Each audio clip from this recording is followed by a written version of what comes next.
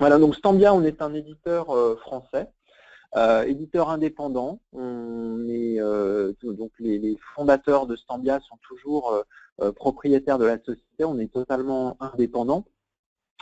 La R&D, le produit en lui-même a été créé en 2007 et la société, elle existe depuis 2009.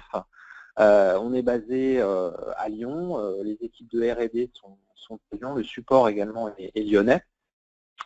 On se développe actuellement énormément, donc tant en France, à l'Europe, mais également à l'international, puisqu'on a des bureaux commerciaux, notamment en Inde, à Singapour. On est en cours d'ouverture, au mois de décembre, on va ouvrir un bureau en Amérique du Sud. Et en début d'année prochaine, on aura une présence également en Amérique du Nord et vraisemblablement au Royaume-Uni. Donc un fort développement et on pousse énormément vers l'international.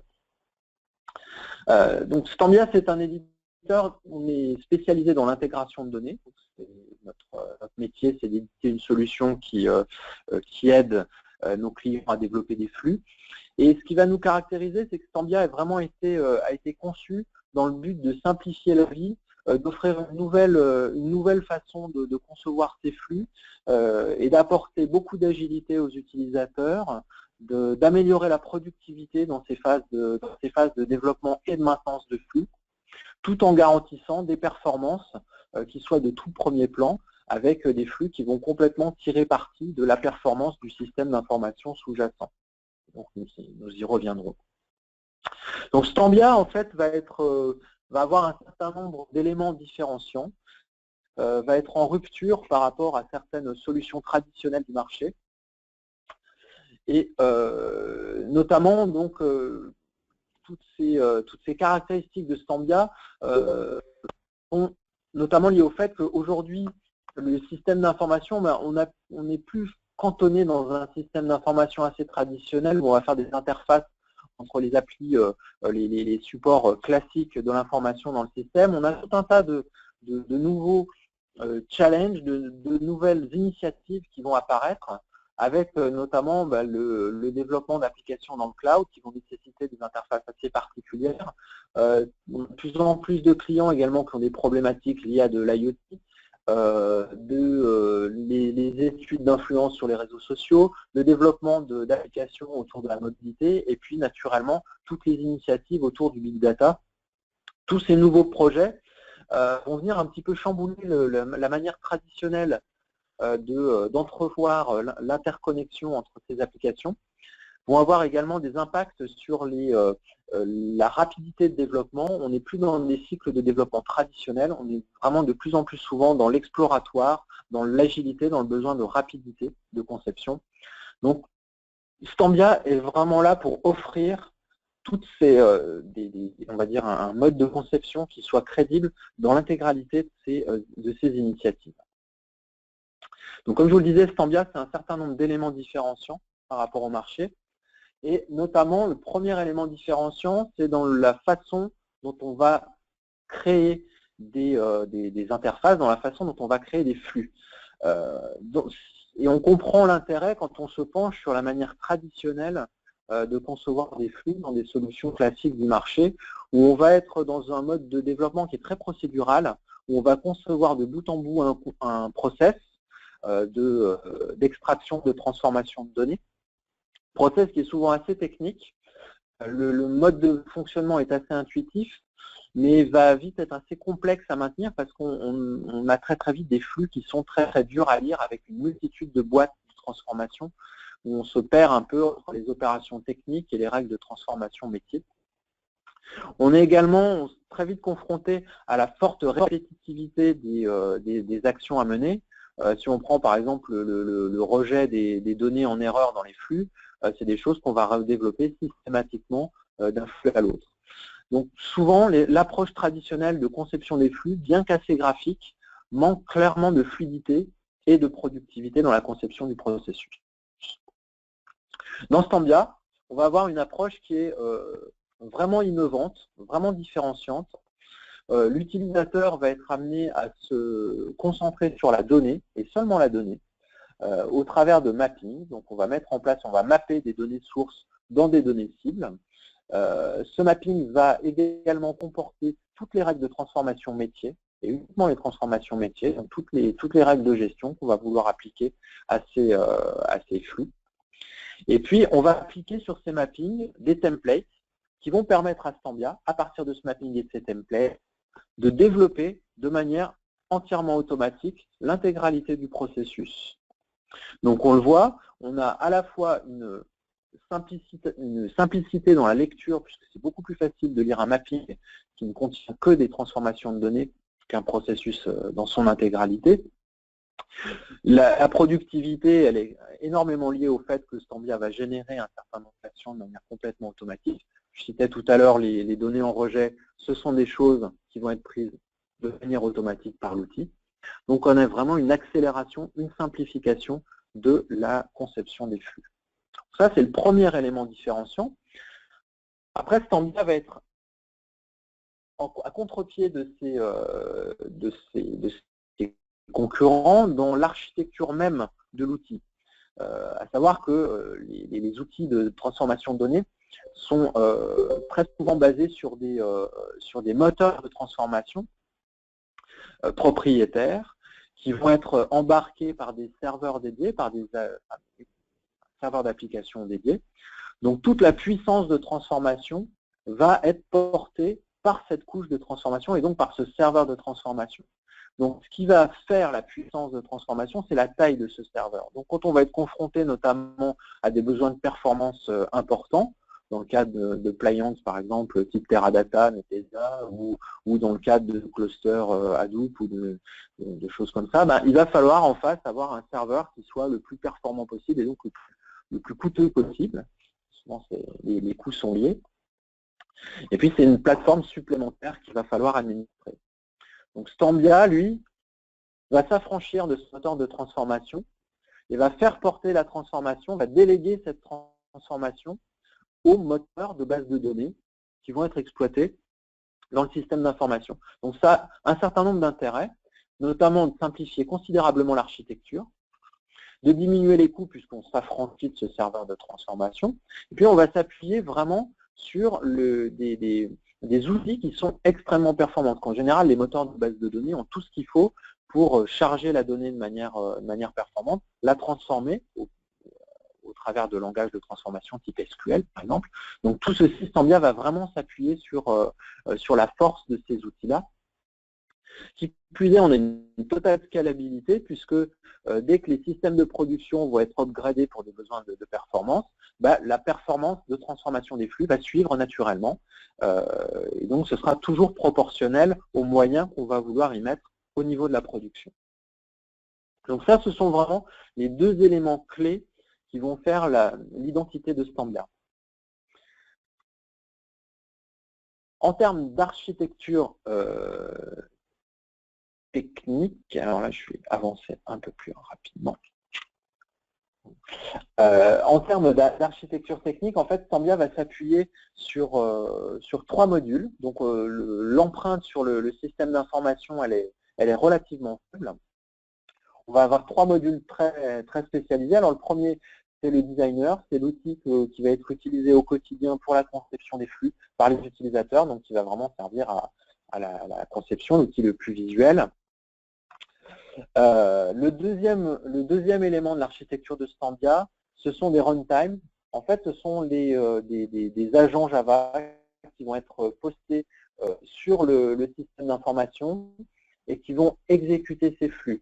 Donc les flux qui ont été créés par le designer vont être exécutés derrière par ces processus et par ces runtime. Et donc c'est un chef d'orchestre qui va lancer des actions sur les serveurs sources et les serveurs cibles.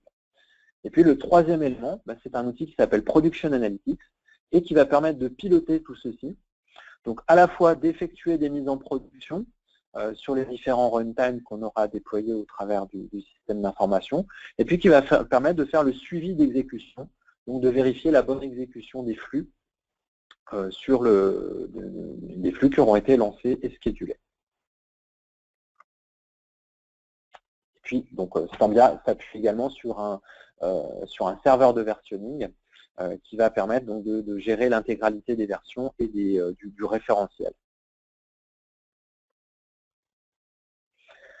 Les projets que nous sommes amenés à traiter en règle générale avec Stambia, alors tout naturellement, les outils, les projets phares sur lesquels nous sommes le plus présents, c'est naturellement l'alimentation de data warehouse de taille plus ou moins variable. Hein. On a des clients qui alimentent des data warehouses de quelques gigaoctets et puis ça monte jusqu'à quelques dizaines de teraoctets sur des appliances spécifiques.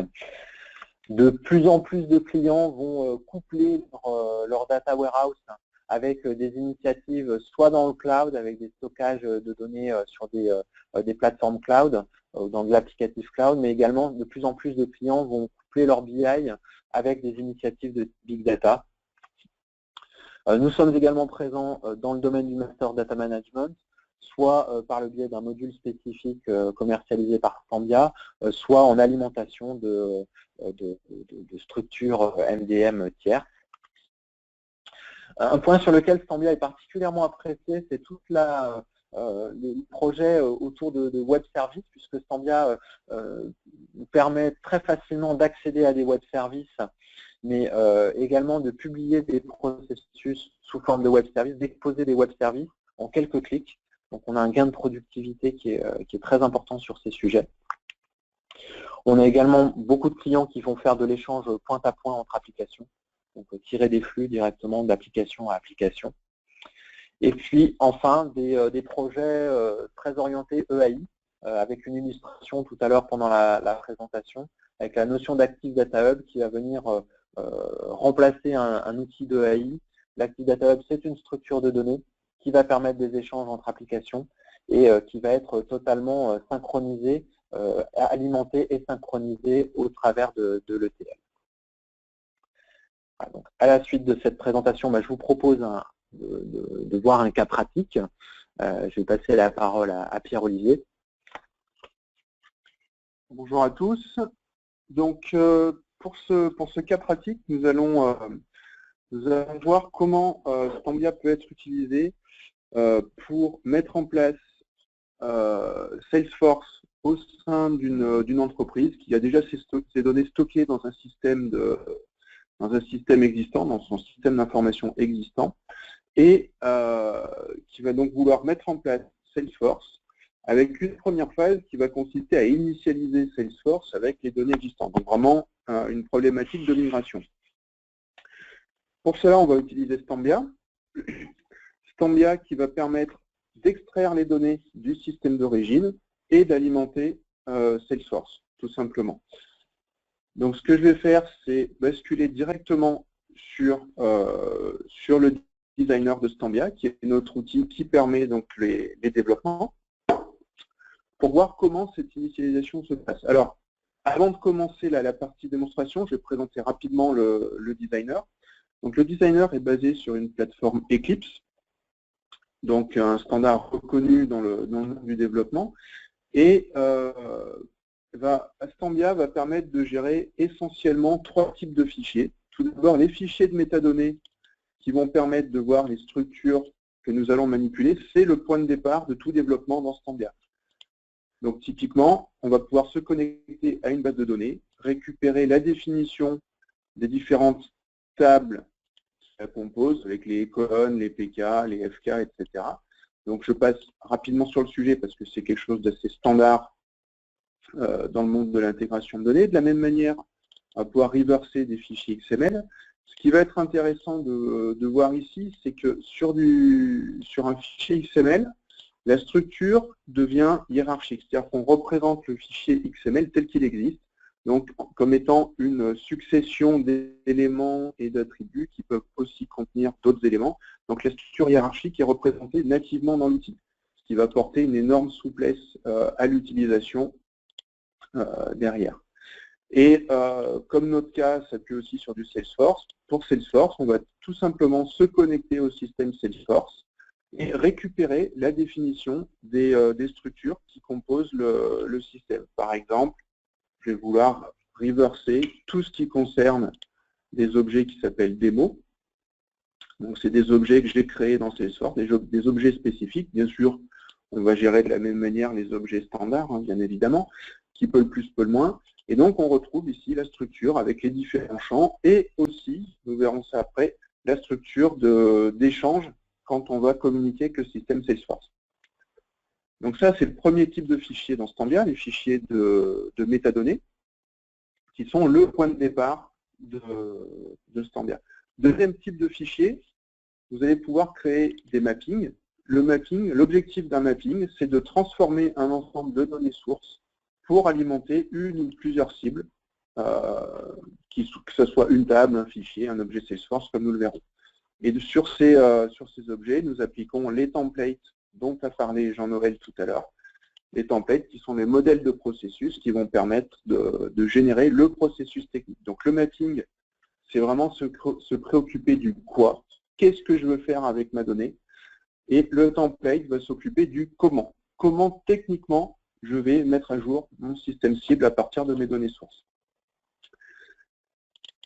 Pour finir, troisième type d'objet dans Stambia, les process qui vont permettre d'orchestrer toutes ces choses-là en gérant un parallélisme natif, éventuellement en mettant aussi des conditions d'exécution, où ici on aurait une étape qui ne va s'exécuter que si on a eu au moins un insert effectué dans le reste du process. Donc on a une souplesse en termes de design et une efficacité une efficacité technique de par l'exécution parallèle. Et bien sûr, on peut rajouter n'importe quel autre type de fichier dans notre workspace, que ce soit des fichiers Word, si vous voulez mettre les spécifications, des PowerPoint, des fichiers texte qui vont vous permettre de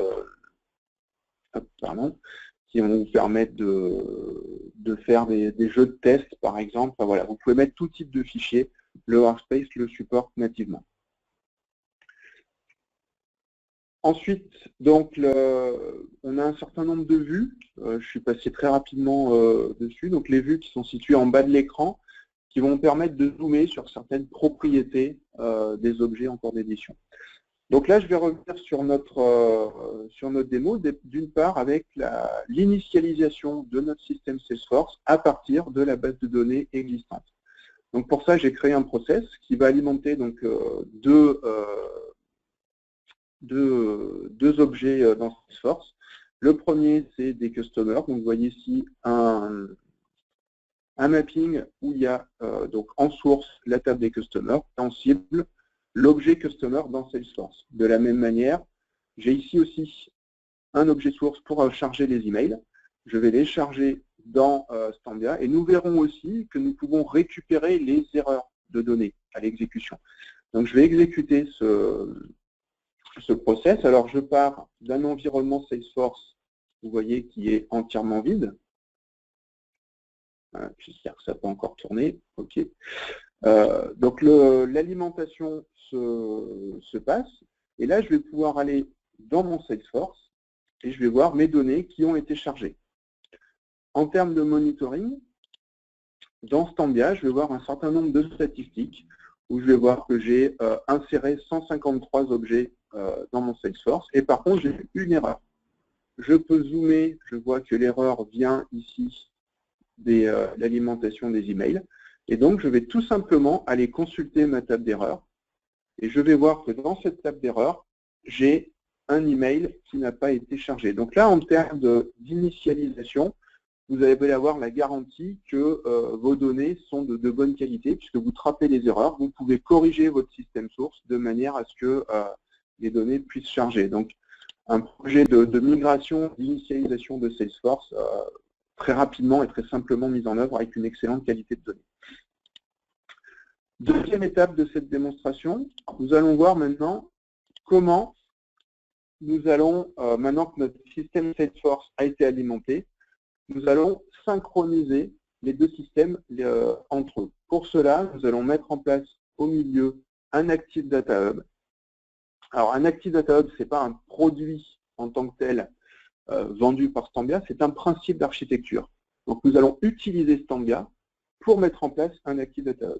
Qu'est-ce qu'un Active Data Hub? C'est une base de données qui va permettre de stocker les différents échanges entre Salesforce et notre système d'origine. Et nous allons pour cela faire des demi-flux entre notre système d'origine et notre Active Data Hub, et ensuite entre notre Active Data Hub et Salesforce. Ce qui fait que, En journalisant, nous allons utiliser un module de CDC sur le système d'origine qui va détecter les changements sur le système source. Et à partir de là, les données modifiées vont pouvoir être répliquées d'abord dans l'Active Data Hub et ensuite de l'Active Data Hub vers Salesforce. Et de la même manière, une modification dans Salesforce va être trappée et envoyée à l'Active Data Hub qui va ensuite le répliquer, l'envoyer vers notre système d'origine, dans notre système d'information existant au départ. Rapidement quand même pour voir les avantages de ce type d'architecture, un des intérêts principaux d'un Active Data Hub va être de minimiser le nombre de flux. Tout simplement parce que si on rajoute différents systèmes qu'on veut synchroniser, on a juste à faire des demi-flux vers notre Active Data Hub qui va devenir on va dire le garant et le point central d'échange des données.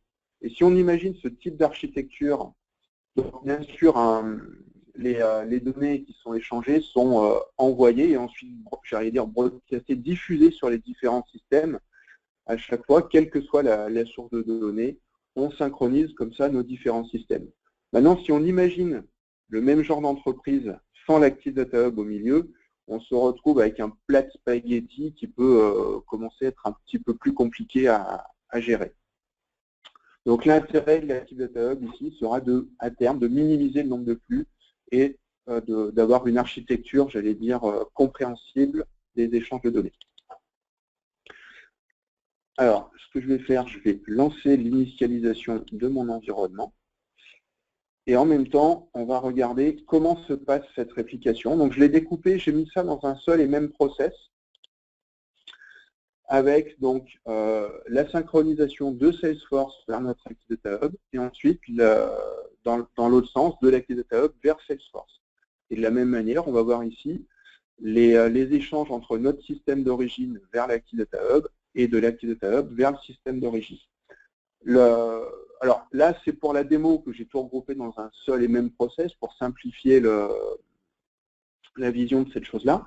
Il faut savoir que quand on est en pratique, ça va plutôt être des flux découplés prévus pour être complètement autonomes les uns les autres. Mais on pourrait le faire si on avait le temps, mais là, ça va être compliqué. Donc, une fois que j'ai ce process, je vais pouvoir le publier, donc envoyer le delivery sur mon runtime. Le runtime qui est le chef d'orchestre des exécutions. Une fois que ça a été publié, je vais utiliser mon scheduler et déclencher de manière régulière mes réplications entre mes différents systèmes. Donc si je vais dans mon Salesforce, je vais commencer par faire une modification sur donc c'est l'utilisateur numéro 1 dans mon système d'origine, monsieur Jason Gibbs, qui devient une madame.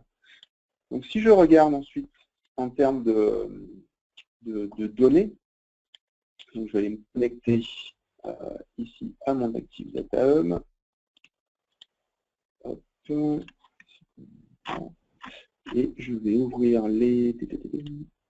je vais prendre un certain nombre de requêtes que j'avais déjà préparées pour gagner du temps. Donc dans mon Active Data Hub, je vais voir que l'ami Gibbs est bien devenu une madame, ici. Et de la même manière, on va pouvoir voir la même chose au niveau du système source. Hop, je vais ouvrir la connexion, récupérer mes requêtes.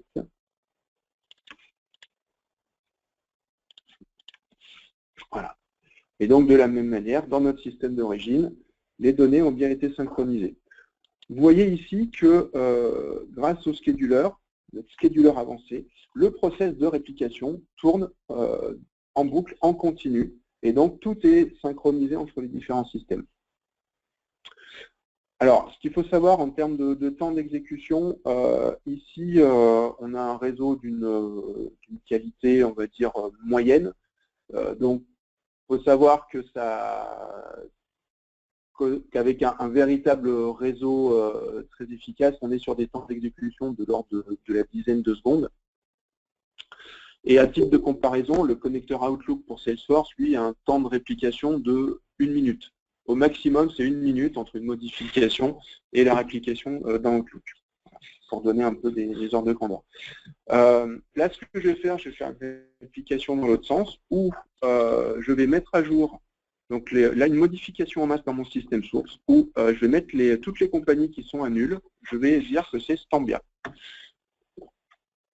Donc une fois que ça a été fait, si on regarde au niveau de notre Activity Hub, pour l'instant on a 79 enregistrements qui sont à nul, donc là c'est les compagnies qui sont à nul, et quand notre réplication, j'allais dire, va être exécutée, on va se retrouver avec 79 Stambia. Toutes les compagnies deviennent Stambia. Et ensuite, donc la deuxième phase, là, sur la réplication suivante, ça va partir de l'Active Data Hub pour aller dans Salesforce. Et là, on va pouvoir retrouver nos modifications au niveau de Salesforce. On peut aussi créer, bien sûr, un nouvel utilisateur dans Salesforce, et puis on va le voir se faire répliquer dans nos différents systèmes.